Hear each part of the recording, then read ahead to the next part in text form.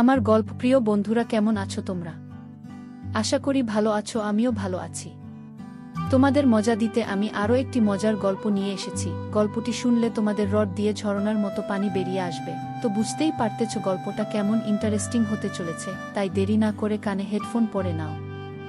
আর যারা আমার সাথে কথা বলতে চাও বা ইমো নাম্বার পেতে চাও, আমি ভিডিওর মধ্যে নাম্বার দিয়ে দেব, আপনারা ভিডিও কলে আমার সাথে মজা করতে পারবেন। চলো তবে আর দেরি না করে শুরু করা যাক। আমার নতুন বিবাহ হয়েছে, কিন্তু আমার স্বামী বিদেশে থাকেন। আমি সবসময় তার কথা ভেবে অস্থির থাকতাম, আর এই অস্থিরতার জন্য রাতে ঘুমও আসতো না। একদিন বিশেষভাবে মনটা খুবই অশান্ত হয়ে উঠল, তাই আমার স্বামীর ফোন নম্বরে আমার কিছু ছবি পাঠিয়ে দিলাম। কিন্তু সেই ছবি ভুল করে আমার ভাতিজা কুনালের নম্বরে চলে গেল। ছবি দেখে সে একটু থমকে গেল, আর এরপর সে হঠাৎ আমার ঘরে এসে উপস্থিত হলো। তারপর সে আমাকে, বন্ধুরা আজকের গল্পটা অনেক বেশি স্পেশাল, আশা করছি তোমাদের ভালো লাগবে। গল্পগুলো ভালো লাগলে ভিডিওটি লাইক, শেয়ার এবং চ্যানেলটি সাবস্ক্রাইব করো প্লিজ। রাতে আমার মন আরও অস্থির হয়ে উঠল, তাই আমি আমার স্বামী রাহুলকে ফোন করে জিজ্ঞেস করলাম, কবে আসবে তুমি? কারণ সে অনেক দিন ধরে বিদেশে রয়েছে। রাহুল জানালো যে এখনই ছুটি পাচ্ছে না, কিছু মাস আরও লাগবে। আমি শুনে বেশ চিন্তিত হয়ে পড়েছিলাম। আমি জিজ্ঞেস করলাম, তুমি ফিরে আসতে চাইছো না কেন? সে বলল, দয়া করে বুঝতে চেষ্টা করো, আমাদের পরিবারের পরিস্থিতি তখনই ভালো হবে যখন আমি কঠোর পরিশ্রম করব। যদি আমি ছুটি নিয়ে আসতে থাকি, তাহলে আমার চাকরি হারানোর সম্ভাবনা রয়েছে। একটু অপেক্ষা করো, আমি খুব শীঘ্রই ফিরে আসব। শুনে আমার মন ভেঙে গেল, কিন্তু আমি তাতেও অটল ছিলাম। সে বলল, কেবল কিছু মাস অপেক্ষা করো। রাহুলের কথা শুনে আমি চুপ হয়ে গেলাম। বিবাহের 1.5 মাস পরই রাহুল দুবাই চলে গিয়েছিল, আর এখন আমাদের বিয়ের 2 বছর হতে চলেছে। আমি অপেক্ষা করতে করতে পাগল হয়ে যাচ্ছিলাম। নতুন বিয়ে উপভোগ করার যে সব স্বপ্ন দেখেছিলাম, সবই ভেঙে গেছে। আমি কত স্বপ্ন দেখেছিলাম যে আমি আমার স্বামীর সঙ্গে বিভিন্ন স্থানে ঘুরব, আমরা একে অপরের সঙ্গে প্রেমের কথা বলবো, আর প্রতি রাতে রাহুলের বাহুডলে কাটাবো। কিন্তু সব স্বপ্ন কাচের মতো ভেঙে চুরমার হয়ে গেছে। রাহুলও তার হতাশার কথা বলতো, সবসময় বলতো যে সে আর থাকতে পারছে না এবং খুব শীঘ্রই বাড়ি ফিরে আসবে। তখন আমার মনে আশা জেগে উঠত যে খুব শীঘ্রই রাহুল ফিরে আসবে। কিন্তু অপেক্ষা করতে করতে 2 বছর পার হয়ে গেল এবং রাহুল এখনো ফিরে আসেনি। সে প্রতিবার নতুন নতুন অজুহাত দেখাতে লাগলো। সে আমাকে সান্ত্বনা দিতে চেষ্টা করত, বলতো, পূজা, বুঝতে চেষ্টা করো। তোমার থেকে এবং পরিবারের সবার থেকে দূরে থাকা আমার জন্য সহজ নয়, কিন্তু যারা বিদেশে থাকে তাদের জন্য আয় রোজগার করাটা সহজ কাজ নয়। যদি ছুটি না পাই, তাহলে কিভাবে আসব? বিয়ের পর থেকেই রাহুলের থেকে দূরে থাকছি। কঠিন হলেও নিজেকে বুঝিয়ে সময় কাটাচ্ছিলাম। কিন্তু যত দিন যাচ্ছিল, আমার জন্য স্বামীর অনুপস্থিতিতে থাকা আরও কষ্টকর হয়ে উঠছিল। আমার সমস্ত আবেগই রাহুলের জন্য ছিল, আর বিবাহের সেই অল্প কিছু সময়ে যে ভালোবাসা সে আমাকে দিয়েছিল, তাতে আমি যেন তার প্রেমে একেবারে মগ্ন হয়ে পড়েছিলাম। ওর ছাড়া এক মুহূর্ত কাটানো আমার পক্ষে কল্পনা করা কঠিন হয়ে পড়েছিল। কিন্তু রাহুল বিয়ের 1.5 মাস পরেই বলল, আমি দ্রুত ফিরে আসব। আমরা একসঙ্গে নতুন একটি জায়গায় থাকব। কিন্তু বিয়ের পর মাত্র 1.5 মাস একসঙ্গে থাকার পর থেকেই আমি একা। এখন এমন মনে হয় যেন আমি এখনো অবিবাহিত। আমার স্বামীও দূরে বসে আমার জন্য মন খারাপ করত, কিন্তু তার এই মন খারাপের বা আমার যত্ন নেওয়ার কি লাভ, যদি সে আমার কাছে না থাকে? সে বলতো, তোমার ছবি পাঠিও, তোমাকে দেখলে আমার ক্লান্তি দূর হয়। কখনো ভিডিও কল করলে আমি রাহুলকে দেখে কেঁদে ফেলতাম। তখন সে আমাকে সান্ত্বনা দিত। রাহুল আমাকে আশ্বস্ত করত, বলতো, আমি চেষ্টা করছি, যদি আগামী সপ্তাহের মধ্যে ছুটি পাই, তাহলে বাড়ি আসব। তুমি অতিরিক্ত চিন্তা করো না। কিন্তু প্রতিবার সে আমাকে নতুন আশার বাণী দিয়ে শেষমেশ জানাতো, ছুটি পায়নি। তার যাওয়ার পর থেকে নিজেকে সাজানো গোছানো বন্ধ করে দিয়েছিলাম।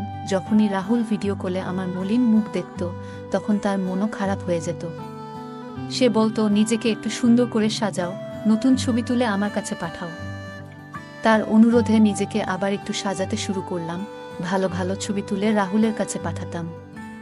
আমার ছবি দেখে রাহুল মুগ্ধ হয়ে যেত, প্রশংসা করত, আর আমি লজ্জায় রাঙা হয়ে উঠতাম। আমি সবসময় প্রশংসা শুনতে পছন্দ করতাম, আর আমার মধ্যে সৌন্দর্যের কিছুটা অহংকারও ছিল। ছোটবেলা থেকেই নিজেকে নিয়ে প্রশংসা শুনতে ভালো লাগত। যখন রাহুল আমার প্রশংসা করত, তখন সব দুঃখ ভুলে যেতাম। তার কথা শুনে মন আনন্দে নেচে উঠত। তবে আমার শাশুড়ি আমার এই পরিবর্তনটা সহজভাবে নেননি। একদিন তিনি আমাকে ডেকে বললেন, তোমার স্বামী তো বাড়িতে নেই, তাহলে কার জন্য এত সেজেগুজে থাকো? আমি হকচকিয়ে গেলাম, বললাম, মা, রাহুল ভিডিও কলে কথা বলে। রাহুল ভিডিও কলে কথা বলার সময় আমাকে ক্লান্ত ও অগোছালো দেখলে অভিযোগ করত। তাই তার কথামতো নিজেকে একটু সজ্জিত রাখতাম। আমার শাশুড়ি ছিলেন খুবই পুরনো চিন্তাধারার মানুষ, আর রাহুলের আমাকে এভাবে ভালোবাসা প্রকাশ করাটা তার পছন্দ ছিল না। তিনি কপালে ভাঁজ ফেলে বললেন, রাহুল দিনে একবার ভিডিও কলে কথা বলে, কিন্তু তুমি সারাদিনই এত সেজেগুজে ঘুরে বেড়াও কেন? বাড়িতে তোমার ভাতিজা তরুণ কুনাল আছে, এভাবে চলাফেরা করলে তার নজর তোমার দিকে পড়তে পারে। একটু খেয়াল রেখো। আমি চুপ করে গেলাম। আমার ভাতিজা কুনালের এখনো বিয়ে হয়নি, আর শাশুড়ি একবার বলেছিলেন যে সে নারীদের নিয়ে নেতিবাচক ধারণা পোষণ করে। তার একবার বিয়ের কথা পাকা হলেও সে নিজেই সেই সম্পর্ক ভেঙে দিয়েছিল। শুনে একটু অবাক হয়েছিলাম, কিন্তু তেমন গুরুত্ব দিইনি। শাশুড়ির নিয়মের কারণে দিন দিন আমার মন খারাপ হতে লাগল। যখনই রাহুলের ফোন আসত, আমি কাঁদতাম আর বলতাম, তোমার মা এখন আমার সাজগোজের উপরও নিয়ন্ত্রণ চাপিয়ে দিয়েছেন।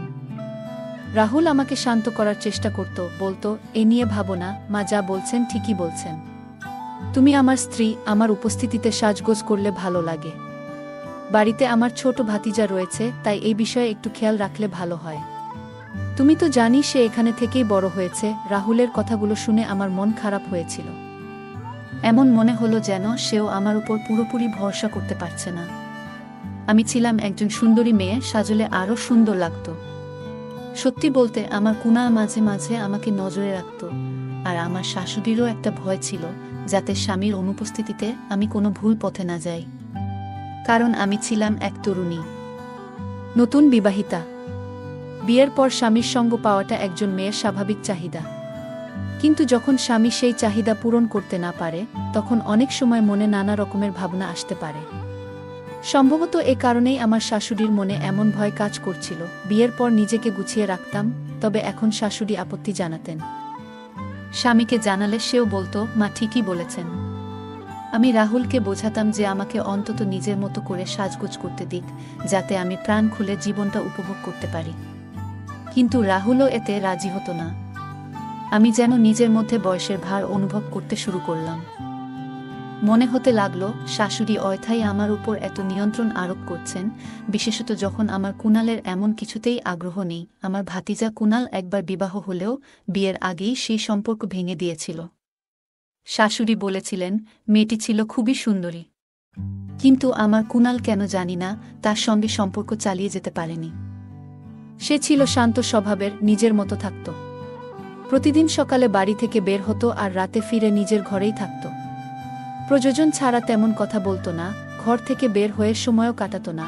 এখন আমারও মনে হতে লাগলো হয়তো ওর কোনো ব্যক্তিগত শারীরিক সীমাবদ্ধতা রয়েছে, যার জন্য সে আর বিয়ে করার চেষ্টা করেনি। হয়তো এটাই ভালো, যাতে আরেকটি মেয়ের জীবন ক্ষতিগ্রস্ত না হয়। আমি কিছুতেই পরিস্থিতি মেনে নিতে পারছিলাম না। বারবার রাহুলকে ফিরে আসতে অনুরোধ করতাম। রাহুল বিদেশে কঠোর পরিশ্রম করছিল, আর আমি এখানে দুশ্চিন্তায় ভুগতাম। কষ্টে বলতাম, রাহুল, এবার ফিরে আসো, আমার ধৈর্য ফুরিয়ে আসছে। রাহুল বলতো, আর একটু ধৈর্য ধরো, টাকা জমাচ্ছি যাতে ফিরে এসে আমাদের কোনো অসুবিধা না হয়। শাশুড়ির মানা করার পর সাজগোজ বন্ধ করেছিলাম, কিন্তু রাতে রাহুলের কথা মনে পড়ত। বিছানায় শুয়ে তার বাহুতে ঘুমানোর আকাঙ্ক্ষা জাগত। অতিরিক্ত কষ্ট পেলে স্নানে যেতাম, নিজের ছবি তুলতাম এবং নিজেকে দেখে ভালো লাগতো।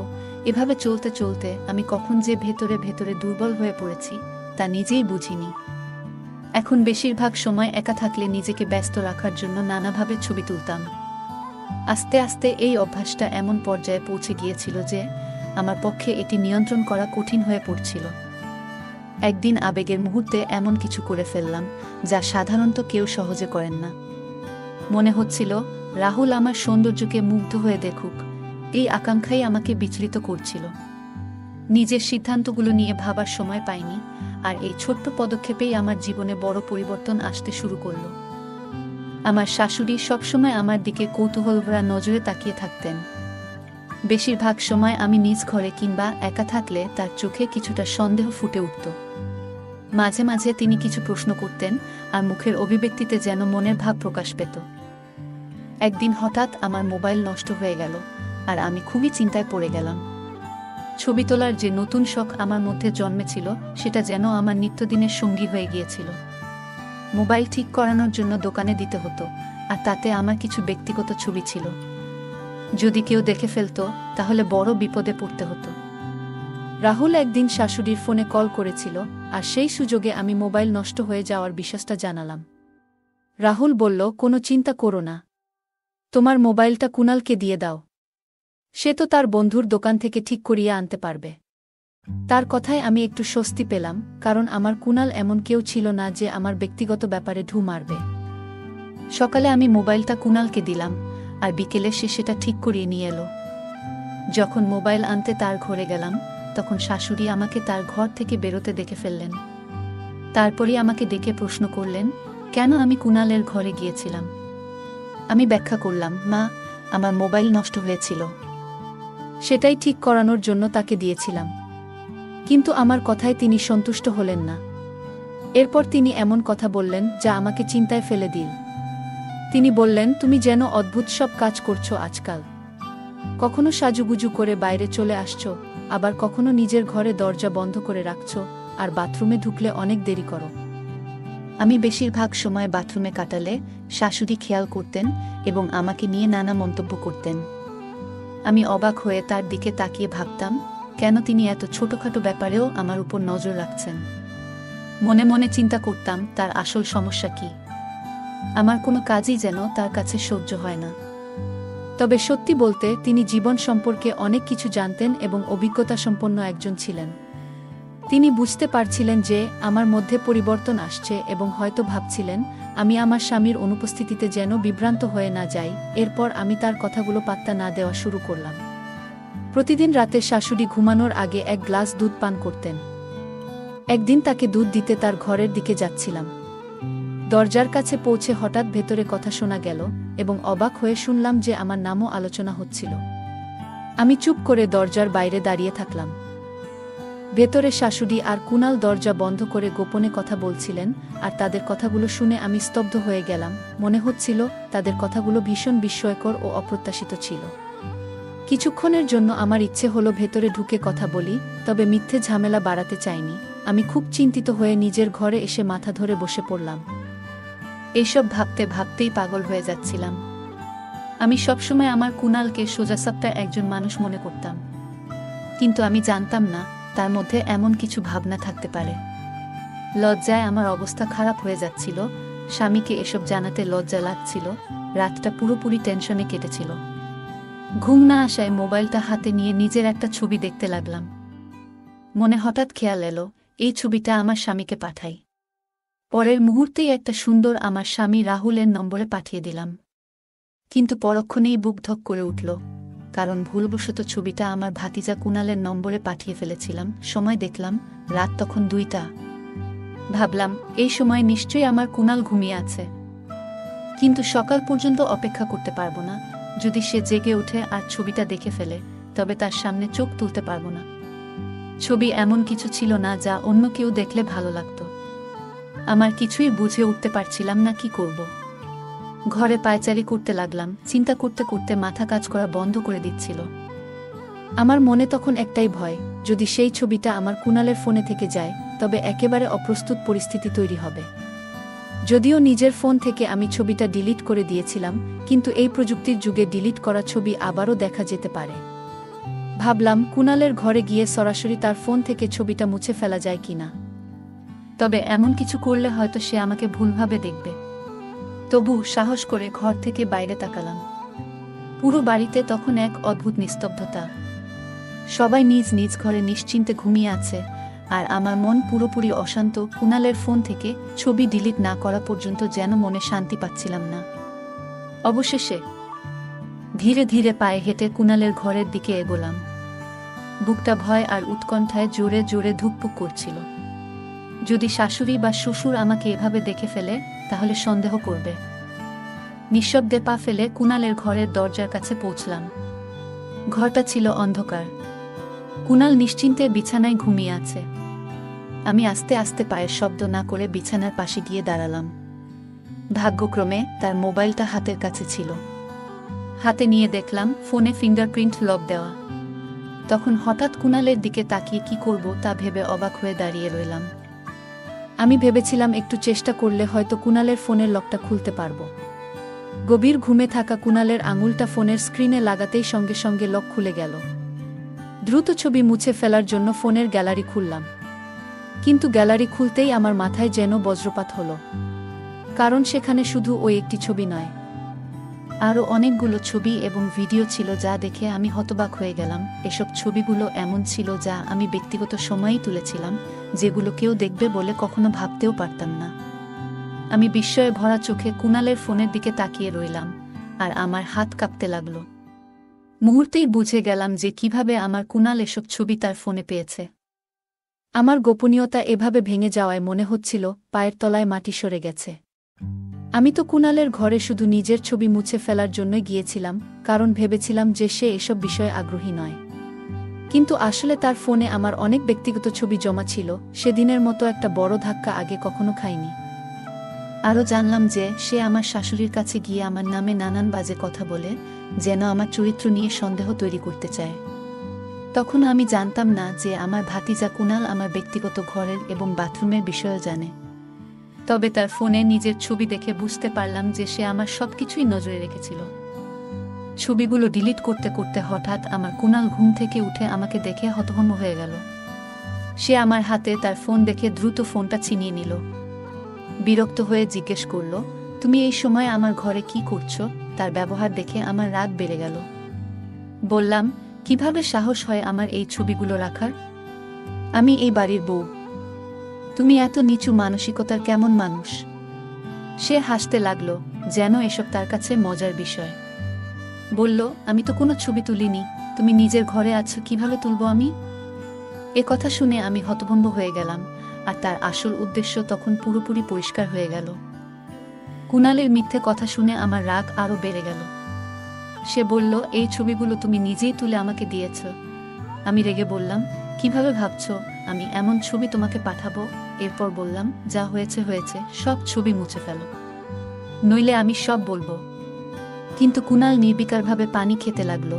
তার এই আচরণে আমার রাগ আরও বাড়ল।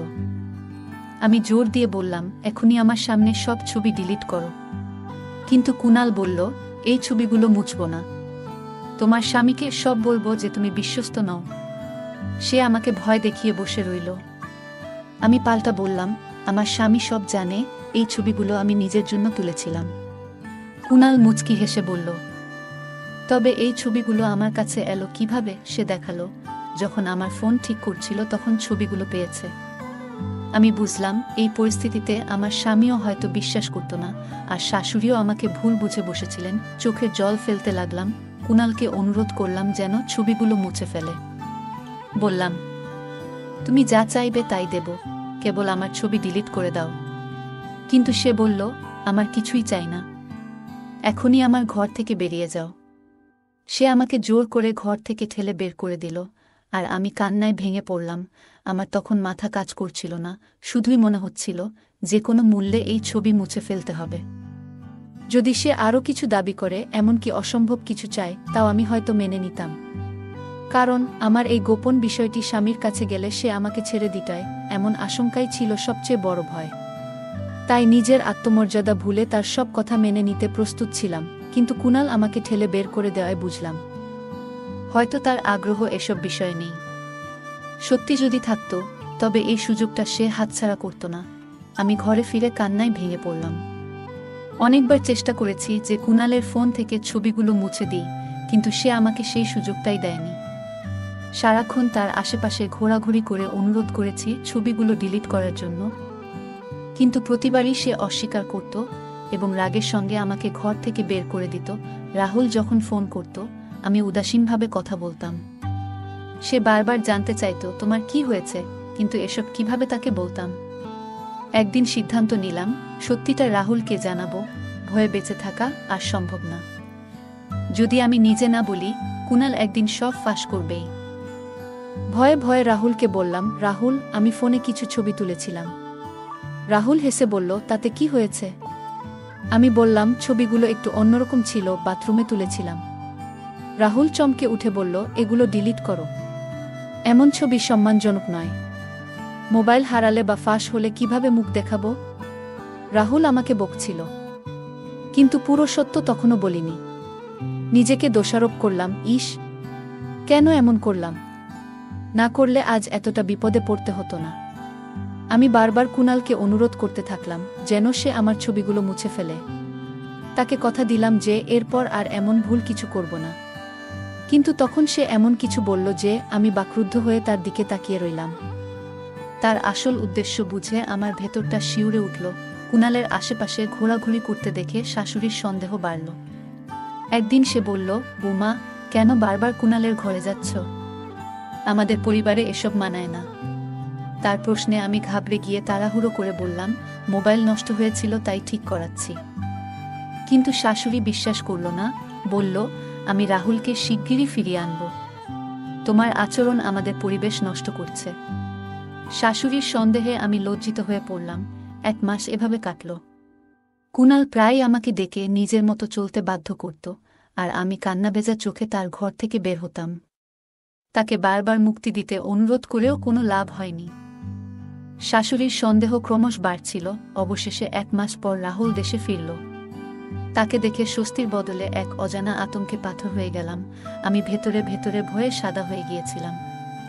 রাহুল যখন আমাকে ছেড়ে গিয়েছিল তখন আমি একেবারে অন্যরকম ছিলাম। এখন এই অপরাধবোধের ভারে নিজেই যেন হারিয়ে যাচ্ছিলাম। ভাবছিলাম, সত্যটা যদি রাহুল জানতে পারে তবে হয়তো আমাকে ত্যাগ করবে। আমি কষ্টে নিজেকে সামলে সামান্য হাসি মুখে এনেছিলাম, কিন্তু ভেতরে আমার মন ক্রমাগত কাঁদছিল।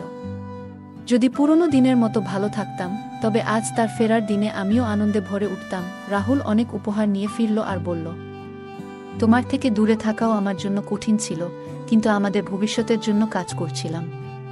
তার কথা শুনে আমার লজ্জায় চোখ ভিজে গেল। রাহুল অবাক হয়ে বলল, কাঁদছ কেন? আমি বললাম, এগুলো আনন্দের কান্না। রাহুলের ফেরার পরও ভেতরে অপরাধবোধ তাড়িয়ে বেড়াচ্ছিল। একা পেলে কুণালকে মিনতি করতাম, আমাকে ছেড়ে দাও, আমার ভুল হয়েছে, আমি অনুতপ্ত। কিন্তু কুণাল নিষ্ঠুরভাবে বলল, ঠিক সময় মতো সব রাহুলকে চাচাকে বলবো।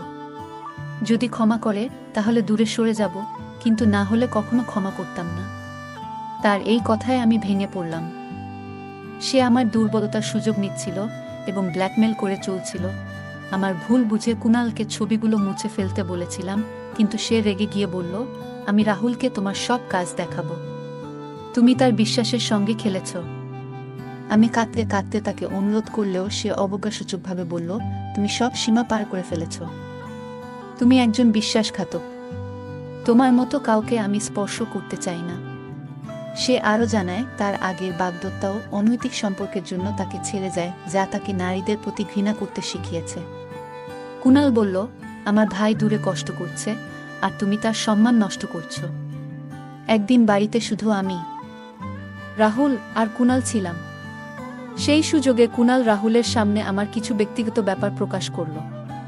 সে আমার কিছু পুরনো অনলাইন পোস্টের স্ক্রিনশট দেখাল, যা দেখে রাহুলের মনে সন্দেহ ও আস্থাহীনতা তৈরি হয়। রাহুল খুব কষ্ট পেয়ে আমাকে বাড়ি থেকে বের করে দিল, মায়ের বাড়িতে ফিরে আমার নিজের ভুলের কারণে সংসার হারানোর যন্ত্রণা অনুভব করলাম। হতাশায় একদিন নিজেকে আঘাত করার চেষ্টা করেছিলাম, তবে ভাগ্যক্রমে বেঁচে যাই। হাসপাতালে জ্ঞান ফেরার পর দেখলাম আমার স্বামী রাহুল সেখানে দাঁড়িয়ে আছে।